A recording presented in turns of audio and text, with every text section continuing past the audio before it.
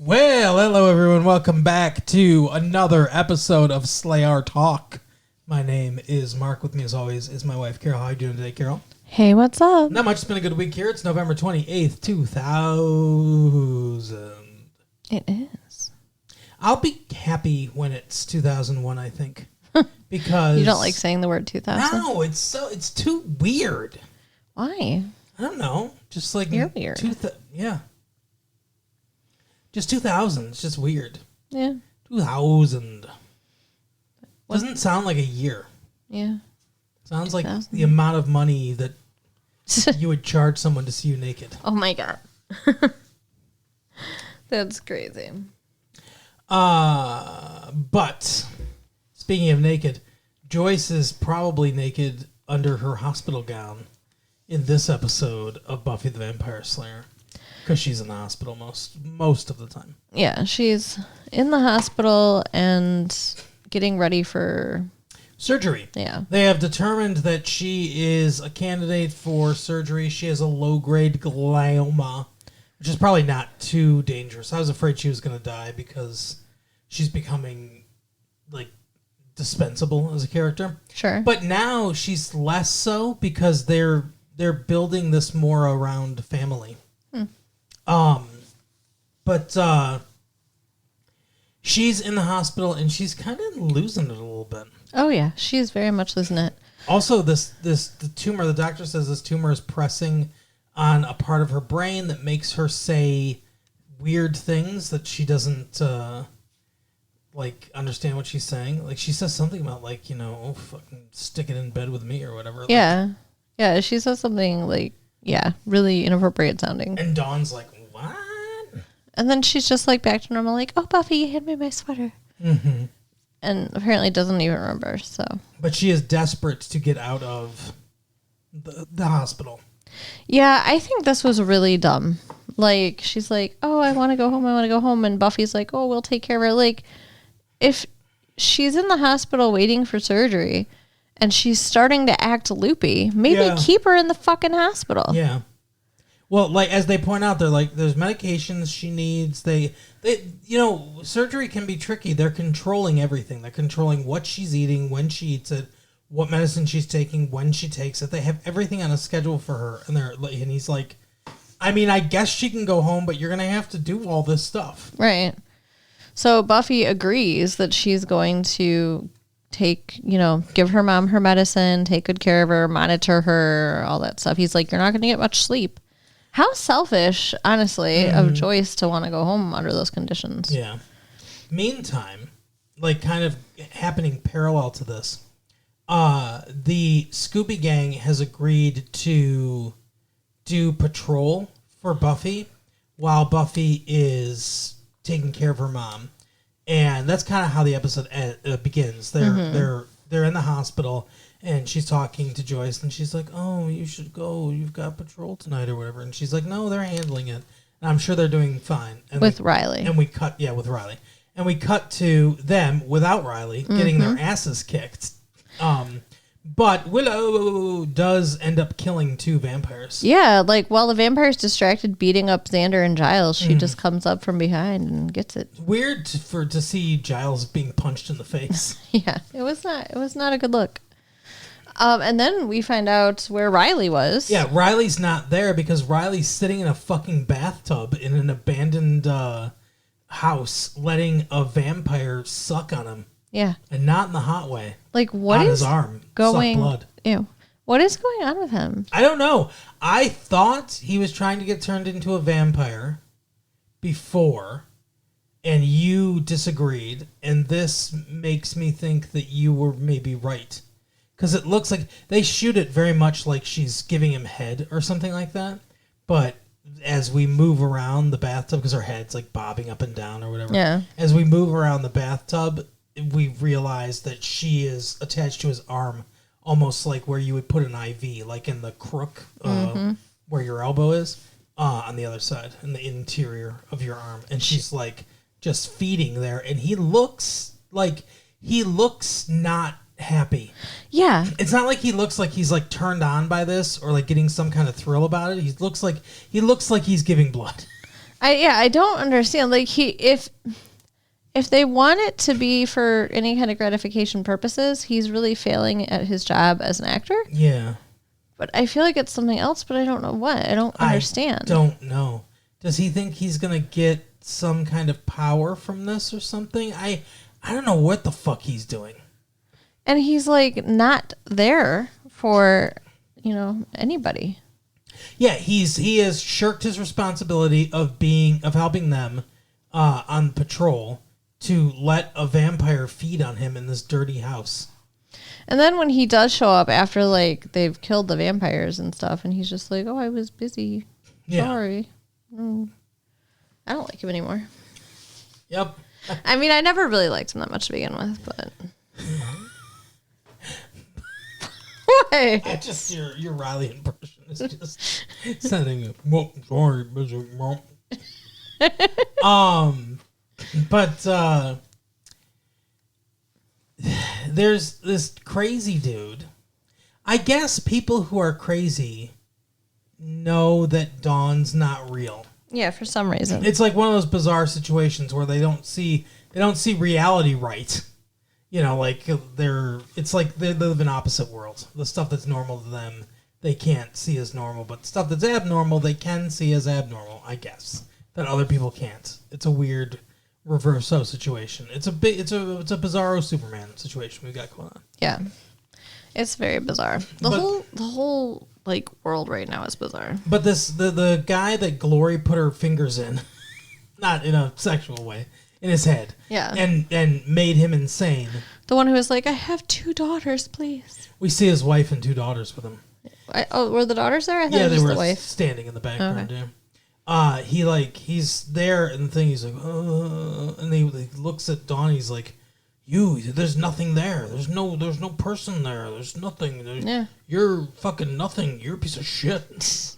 But he's like, you don't belong or whatever. And then they're like, come on, and they lead him out, and he's like, I'm going home today, right? And they're like, yeah. And then that weird fucking guy, the guy they're trying to make a thing, the doctor dude, he shows up and he's like, hi, I'm Ben. And he's like, was he bothering you? And she's like, oh, he's just weird. He's saying weird things. I don't think he's supposed to be a doctor. Whatever. He's a he doesn't have doctor nurse's energy. aide or whatever he is. I don't know. Yeah. He's a CNA. But he, Buffy's like, yeah, he was just acting weird. And he's like, oh, you're fine though. This is also a problem too. It's a good thing he didn't come up earlier. Now we know what we know.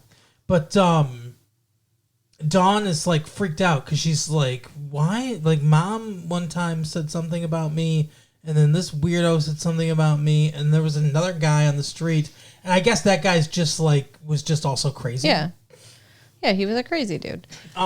So she's like, I wish people would stop saying that about me, and yeah, something wrong with me. She asked Buffy. And Buffy and her have a heart to heart of like, you're fine, Dawn, you're perfect. But we all You're know. Michelle Trachtenberg. But we all know the truth. Yeah. She's empty inside. God. Not Michelle Trachtenberg. No, not the actress. Yeah, she's the key or whatever. So she's not a person. It's so weird because she has emotions like a person, like and memories. Well, and I had a revelation too. I mean, I hope I'm wrong about this, but like it's sad to think about.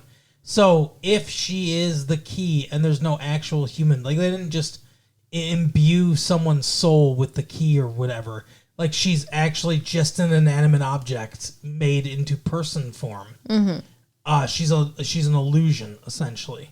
Then that means that eventually the key won't need to be hidden anymore because Buffy will defeat Glory or something will happen with this storyline, and that means she'll go away. Yeah, maybe. Or maybe she's just like there forever now. Because, energy cannot be created or destroyed. That's my logic. Wow. Okay. So anyway, they lead her out, they lead her home or whatever. Meantime, they're patrolling again. The Scooby Gang's patrolling again. This time Riley's with them. And they see Willow. Well, Willow and Tara are like just looking at the stars. They're doing this little romantic looking at the stars thing. She's like, look, there's Cassiopeia. Willow's like, there's this. Yeah, Willow's saying real things, and then Tara just starts saying made up things. There's the big pineapple. Yeah. Like, what? She says that the constellations never made sense to her, so she made up her own. Yeah, it's weird. I agree, though. Like, I've had so many people try to show me the constellations. I never see them. It's supposed to be like sexy talk or whatever, like, yeah, like nerdy sexy talk. They're having their nerdy sexy time. Okay. Yeah, and they see a falling comet, whatever, falling star, whatever you want to call it, and they run to it, and the whole Scooby Gang plus Riley shows up, and they see this meteorite has crashed, but the thing inside is like it's hollow. It's like a Superman. Yeah. Delivery system. It's like an egg. An empty egg. And what crawled out of it, we saw before they saw, is this weird little monster thing. And it just so happens that the dude who was crazy is walking by the place where this thing crashed. And he's like, oh, I just need to go for a walk. You know, they don't understand. I just need to walk.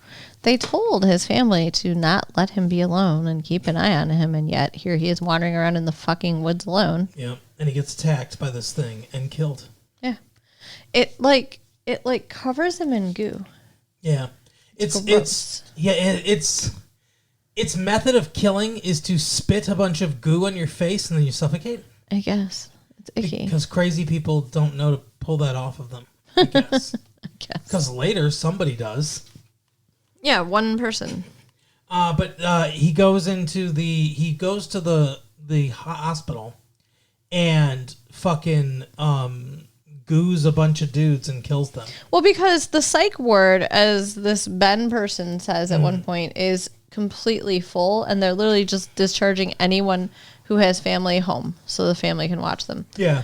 And the patients they do have, it looks like they're all restrained, which that seems pretty messed up to just have a bunch of restrained patients. That's not usually the way that goes. But so they just release people with, like, they've never heard of triage. Like, aren't some worse off than others? Right. And so the nurse or whatever gets everyone, I don't know, tied down and tucked in for the night. And she's sitting there eating a sandwich, doing her charting, and somebody's screaming, and she just ignores it because it's a psych unit. Yeah, because they're crazy. They scream all the time. But they're screaming because they're getting killed by a monster. Yeah. It's really upsetting and sad. It works, too. What? He gets killed. Well, yeah, they all do. Every patient in the unit gets killed. It's awful. And the monster hears Joyce rambling around, so he hitches a ride on their bottom of their car. Yeah, and it seems like Joyce is in and out. Like, sometimes she says, crazy shit, and other times she seems fine. And like you pointed out when we were talking about it, she's not really crazy. Right. She's just having neurologic symptoms. Right. So I don't know why this thing is trying to kill her. But the Scoobies, so Riley says when they find the pod, Riley's like, you guys go back and do research. I'm not good at research. I'm going to look around here. And he examines the body and everything. But he calls in his military dudes. Yeah, what the fuck is that about? I don't like him so much. So they all come, and then they get dressed and arrive at the place. And why are you laughing? the joke went over here. They get dressed and arrive at the place? I Yeah. mean, I thought that was a weird way to say that, but I didn't get the funny. Okay. What was the funny? I said they all came. Oh, Mark. Gross. So anyway, they get there and they're like he's like leading them again still. This is weird. I thought like he was supposed to be completely disavowed or whatever. Well, he is. He's not really leading them. I mean, he's just showing them where the stuff is. And then one of them's like, isn't this something that your girlfriend usually handles? And he's like, yeah, she ain't fucking handling shit right now. I am. Mm-hmm. I'm badass in charge, full of fucking vampire venom or whatever. But he's not. And he's like... This isn't Blade. So they... Blade. And they're not having a blood rave. Right. So that, I heard a funny story about that. Donald Loge, the heavy, the secondary bad guy, what Steven, what's his name? I can't remember. I have no idea. The main bad guy, the one that turns in Blade. the one that turns into a blood tornado. I can never remember his name though. Anyway, so his henchman, has this problem. Like, I guess he dislocated his jaw or something when he was younger, and sometimes it'll just get dislocated. And they had him in full like burn victim makeup and shit like that. And they were doing the fight choreography and stuff, and something happened to his jaw, and they were like, oh, so they had to take him to the hospital. So they took him to the hospital in his full like burn makeup costume. No. And they get to the hospital, and the paramedic's like, what the fuck is wrong? That's awful. Yeah. Poor dude. Anyway, Buffy. Okay, weirdo. I'm sorry, I'm very tired. So anyway, they go to the hospital to investigate. That's when we find out that all the people have been killed. Yeah. And they're like, oh, where's it going next or whatever. And Riley learns that Joyce and Buffy and Dawn have left. And he's like, I fucking know where this thing went. And like, that makes no sense. How? He makes the illogical leap that the monster has went with them, right? Which is true. Yes, but he shouldn't be able to figure that out. I guess. I mean, Joyce is acting crazy. Yeah, but she's not actually crazy. Correct. So while this is going on, Giles and the gang are at the magic box researching what the fuck this thing could be. And they see all these different reports of like, it's called a quell or something like that. And they're like, I don't know why. Like, why the fuck is it called quell? It's not the place where it landed. It's not near a quell or whatever or any place like that. And they realize that throughout history, this thing has landed, or people have seen this thing land when there is uprisings of like a lot of crazy people. Mm-hmm. And then the crazy people get killed, and then like whatever. And so they call it a queller demon because it quells the crazy people. And they notice that it seems to coincide with like you said, times when there's a lot of crazy people, but it seems like that could also be like times when this lady was active. Yeah, they don't fully make that connection. Oh, okay. But I did. I think that's the implication. That like throughout history, she goes through this period, like a period or whatever, where she needs to. Maybe it's when she comes into a new body. Maybe it's when she molts, or who knows. But some point of her life cycle, like crazy builds up in her, and she needs to fucking vent that into people and make them crazy. So this queller demon is supposed to get rid of them. But my issue with this is, how is it a demon and it came from space? I don't like the space demon aspect of this. Yeah, they don't fully explain any of that, really. I mean, like, demons are supposed to be from, like, another dimension. Right. But not outer space. Outer space is still the same dimension. Yes. Right? So it is, yes. What the hell? I don't know. It's weird. I don't like it. But the demon comes to Buffy's house, and Buffy has decided, I'm going to, like, clean up downstairs. Dawn is sitting in her room listening to her mother rant and rave. And Joyce is, like, ranting and raving. Like, she's laying in bed, and she's like, why do you judge me? Why do you stare at me? Like, and all this shit and everything. I think it's supposed to be like a surprise that she's talking to the queller demon, but like it's really obvious she is. Yeah, well, because every time we look at her, we're looking at her from above. Yeah, and she's looking up. Yeah, she's looking up.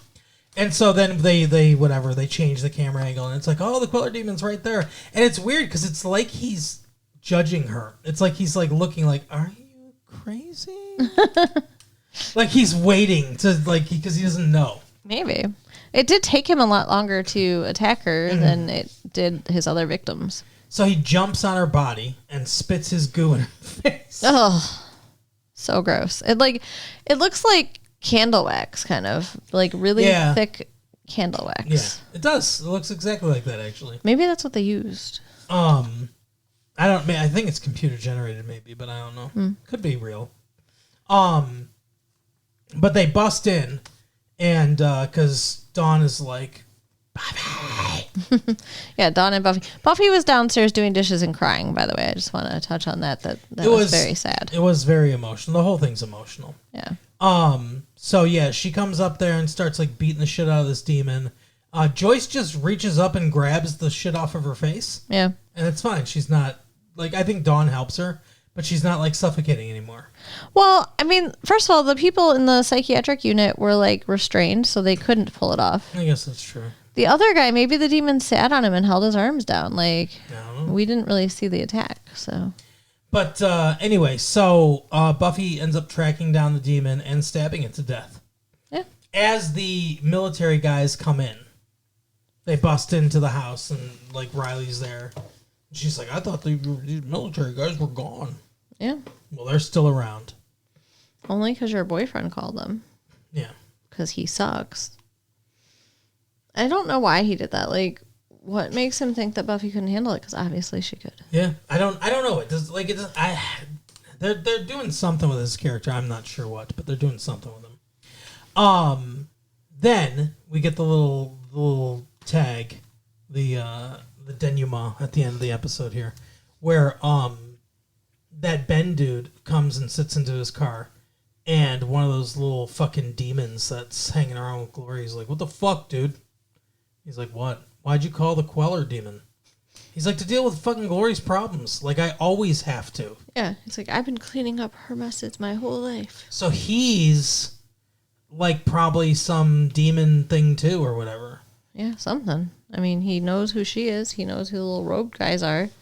Which makes me happy, because it's like, it means he's not going to become a permanent character. He's not a replacement for Riley whenever they get rid of Riley. Oh, did you think there was some kind of love connection happening? I thought something was going to happen, because there was, obviously they were featuring this dude, and I was like, well, something more is here, because they don't give screen time to people that are just background people. Yeah. Yeah, so whenever her storyline's done, he'll be done too, which is good. But yeah, he's some kind of weird, like fucking dude. He is a weird fucking dude. But he's with Glory. Yes, he's working with Glory, or at least cleaning up after her. Yeah. Yeah. Definitely with the robed dudes, at least. So Joyce is prepped for surgery. She's ready to go. We'll see what happens. Yeah.